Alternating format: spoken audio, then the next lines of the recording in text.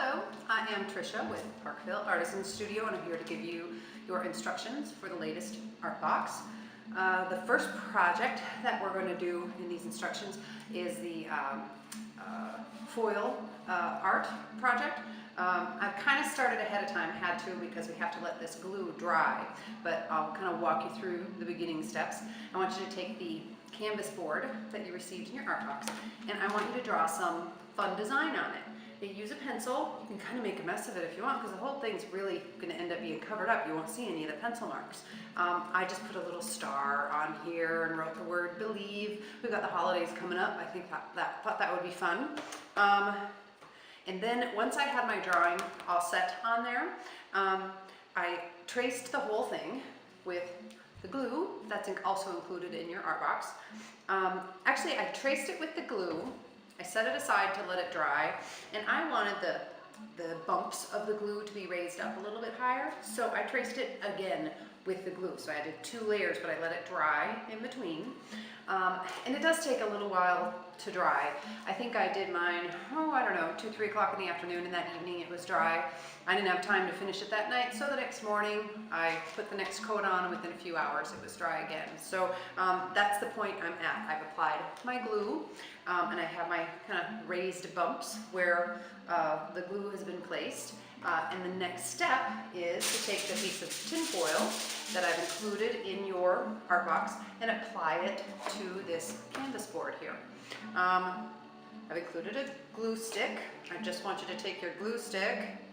You don't have to get really carried away with the glue on here. It doesn't take much to stick that foil to this. So, just kind of run your glue stick all over, even right over the drawing that you've done, the other bits of glue. Oh, kind of wears off quick. I gotta get some more out there.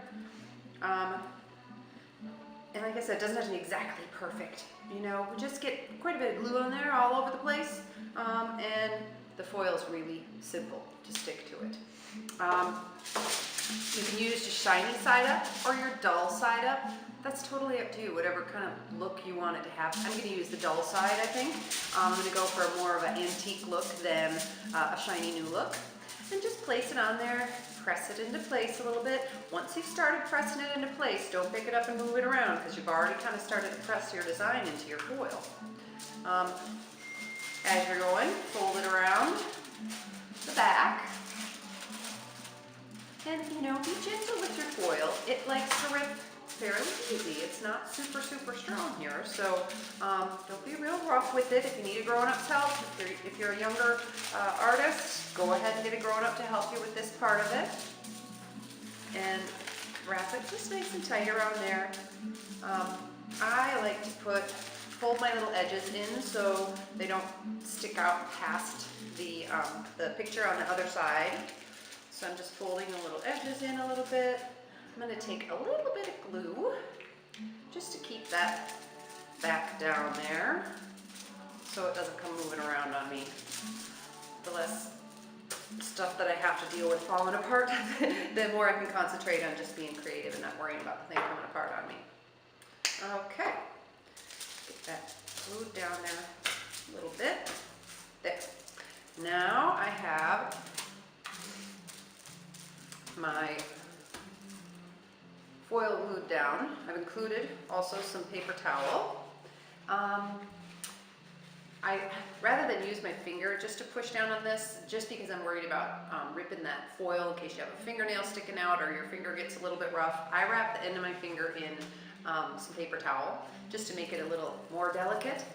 And then I'm just going around all of my little glue marks and pressing that foil down so it sticks to the glue, so it kind of picks up the glue marks on the foil, the lines that I've drawn with the glue and the picture that I've made, and just go around the whole entire piece. This could take a little bit of time, so I don't want you to try to rush through it. This is part of being the creative part of this project is taking your time, making sure that you press everything down as smoothly as you can, get rid of any unstuck parts. And then I'm gonna not maybe carry it as far as I would if I wasn't on a video here, because I don't want you to have to wait too long while I do this. I'm gonna go on to the next part here. But you take as much time as you want pressing your foil down. I've also included a Q-tip in your art box, and I want you to use that Q-tip, just kind of run it right around the edges of all of your lines to kind of really pick up the definition of each one of those lines and set it in the foil, so that it really shows your picture very carefully. It'll give it a lot more definition if you do this part of it. And this too, this takes a while, and I don't want to make you wait through this whole thing on the video here. So, oh, beautiful. So I'm going to pause it, and then I'm going to finish this part of it, and then we're going to start back up. Okay, right back. I have finished rubbing the best I can with my Q-tip. I use my finger just a little bit on some of the spots, but it's pressed in there pretty well. So we're going to go ahead on to the next step. I've sent you a little piece of sponge, and I've sent you a little bit of black shoe polish. In case you've not used one of these before, it's kind of old-fashioned thing. There's a little clasp on the side there, and you just spin that clasp to the side and it lifts the top off for you. And I just want you to grab a little bit of this shoe polish on your sponge. Oops, I got a lot on there. There we go. It's messy, so be prepared. If you need to get old clothes on, do that before you do this. Stuck on here, and just spread it all over. More. Keep spreading. It'll kind of press into the little creases.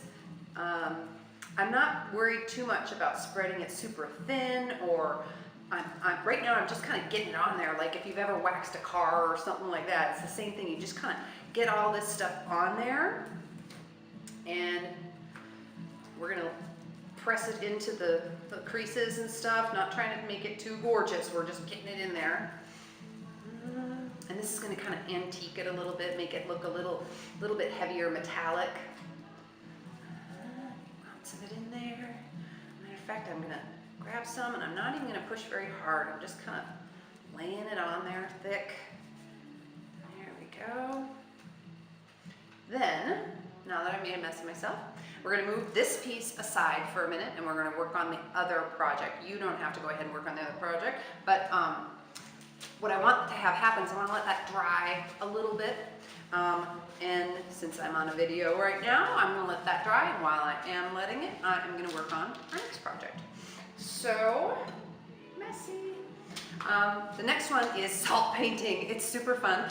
I did one earlier on a yellow piece of paper. I've done a couple other ones. I honestly like the white paper much better than how the yellow one turned out, but it's up to you. If you want to do more of these projects, try it out. Try some different use cardstock paper or heavier construction paper.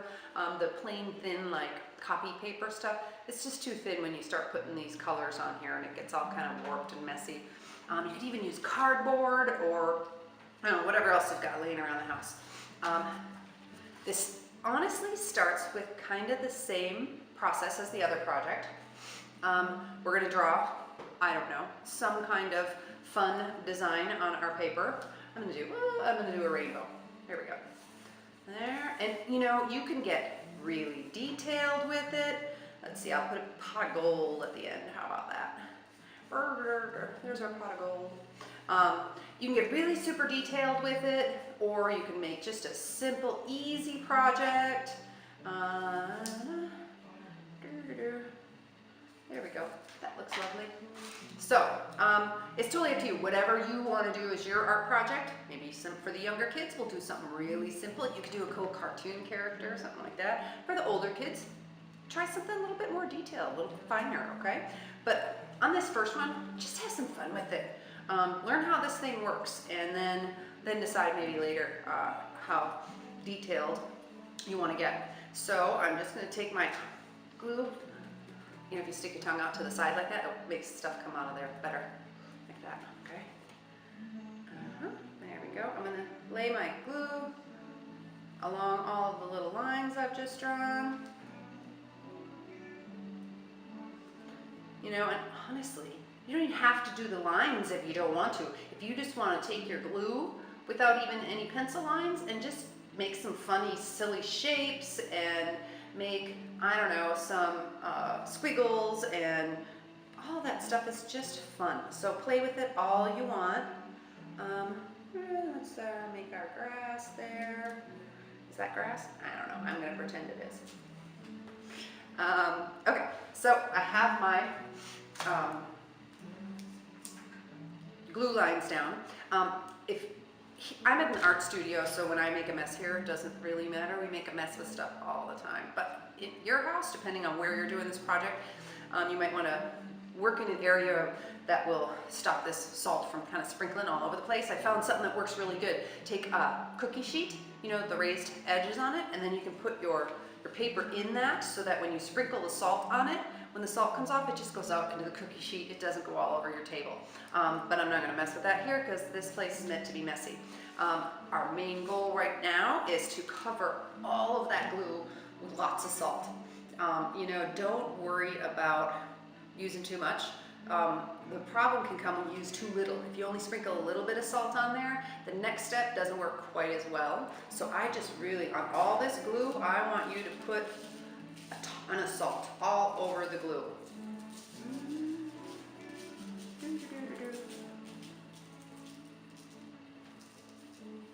Really want you to cover it well. We're even going to shake this page around and try to get the glue to, or the salt to wiggle around and get all over these glue lines that we made on here.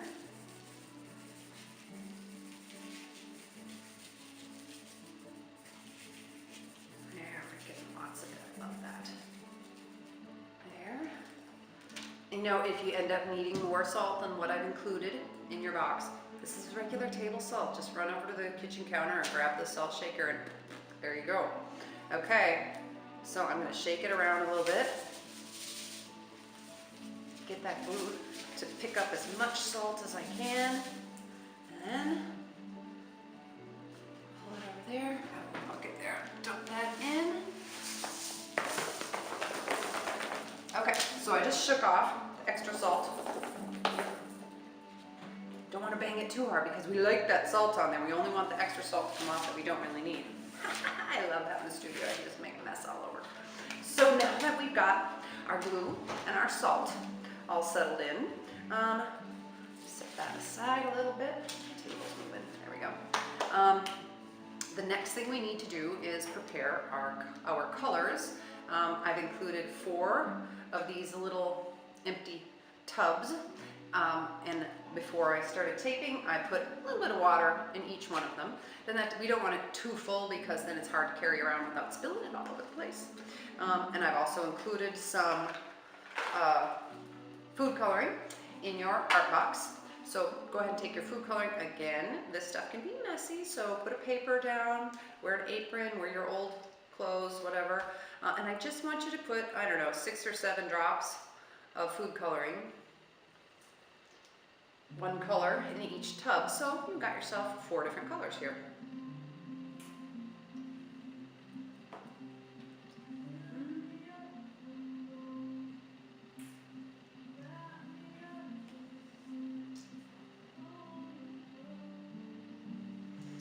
Okay, now I have my colors. And I'm going to take my salt painting back here, and I've included one of these little droppers in there, and I'm going to take 1 drop at a time. Don't get too crazy. I know it's really fun to squirt this stuff out of here. If you want to have some fun squirting the stuff out of here, squeeze the end, suck up some of that color, and just squirt it back into the color because it's really fun to squirt. But don't do that all over your painting because it'll kind of make a mess. What we want is 1 drop at a time. So maybe practice. What does it take to get some of that color out of there and drop 1 drop at a time back into the little tub and see how it works. Kind of practice it a little bit first, see how that works for you. Once you get the hang of it, I want you to take your dropper back over. Let's make this one purple. Drop on the salt and drop on the salt and see how it travels right along the salt and gets soaked up by that. And you don't have to do all 1 color. You can change colors all you want. Squeeze all that color out of there. And then we're going to go over to a different color. We're going to suck up some of that one. And we're going to touch it on there. One drop, one drop, one drop. And it should travel right along your salt line. If it's not traveling along it really well, that just means we didn't put enough salt on there. We'd like that to be really coated, the glue lines to be coated really well with the salt, because that's what kind of soaks up all of the liquid from the color, which makes that color travel right along. And like I said, you can do more than one of these. All you need is some heavier paper, construction paper or cardstock paper, something like that. You can make as many paintings as you want, as many different designs as you want. But you got the idea with that. So now you can see the final project here. Final project, I've got some more work to do. Maybe you do too, but you can see how it works and how it travels right along the salt lines. We're gonna let that set aside and we're gonna let that dry a little bit. We're gonna finish up with this project here. The first thing that we need to do is grab ourselves a piece of paper towel, and I want you to just kind of start buffing and shining that. I think dry time on this, once you apply all that shoe polish, give it maybe 5 minutes or something like that, and then go ahead back and use your paper towel to take off any of the black that you don't want on there and leave on some of the black that you do. You like it to be kind of down in the creases. Maybe that one area of it, like you'd like to have a little bit darker, so don't quite rub so hard or so long on there. Once you kind of shine that up how you want it, there you go. It's kind of fun. It gives it a very heavy metallic look. You can do all kinds of fun things with this. You make smaller ones, maybe mount them on the front of a Christmas card, something like that. You could put this on a mat board and put it in a frame. These are really fun projects, and I want you to use these to be inspired to do more of them. Go out there and have some fun for sure, okay? If you have questions, or if you want to send me some pictures of the cool work that you've done, or if you want to add to your Artbox subscription, you can do that at parkvilleartstudio.com.